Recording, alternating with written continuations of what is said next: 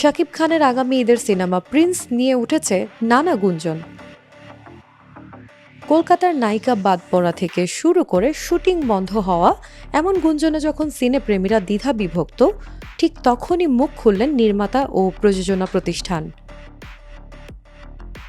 আগামী ঈদের আলোচিত এই সিনেমায় শাকিব খানের বিপরীতে দুই নায়িকার থাকার কথা। একজন তাসনিয়া ফারিন নিশ্চিত হলেও দ্বিতীয় নায়িকা নিয়ে চলছিল নানা জল্পনা কল্পনা। কলকাতার অভিনেত্রী জ্যোতির্ময় কুণ্ডুর নাম শোনা গেলেও তিনি একে গুজব বলে উড়িয়ে দিয়েছেন।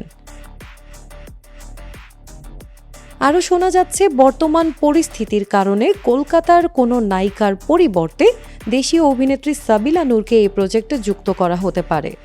গত ঈদে তাণ্ডব সিনেমায় শাকিব সাবিলা রসায়ন বেশ প্রশংসা কুড়িয়েছিল, তাই ভক্তদের একটি বড় অংশ সাবিলাকেই আবারও শাকিবের বিপরীতে দেখতে চাইছেন।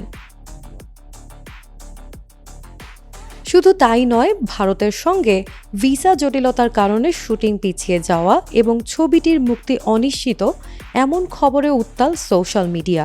ফলে দর্শক ও সিনে ভক্তদের একাংশের মাঝে বেশ হতাশা দেখা যায়। এমন সময় সব জল্পনায় জল ঢেলে দিল প্রযোজনা প্রতিষ্ঠান ক্রিয়েটিভ ল্যান্ড ফিল্মস।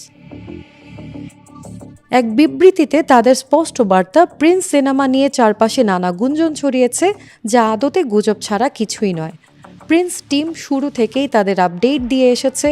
চলমান পরিস্থিতিতে বিভিন্ন প্রতিবন্ধকতা উতরে প্রিন্স টিম এগিয়ে যাচ্ছে। আগামী 6 জানুয়ারি প্রিন্স টিম শুটিংয়ে যাচ্ছে। সুবিধামতো সময়ে ফার্স্ট লুক পোস্টার প্রকাশ করা হবে। প্রিন্স সিনেমাটি 90 দশকের ঢাকা শহরের আন্ডারওয়ার্ল্ডের গল্প নিয়ে নির্মিত হতে যাচ্ছে।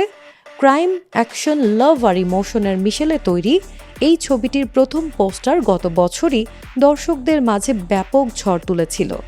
সবকিছু ঠিক থাকলে আগামী ঈদ উল ফিতরেই বড় পর্দায় মেগাস্টার শাকিব খানের প্রিন্স অবতার দেখা যাবে। বিনোদন ডেস্ক, সিটিজেন জার্নাল 24।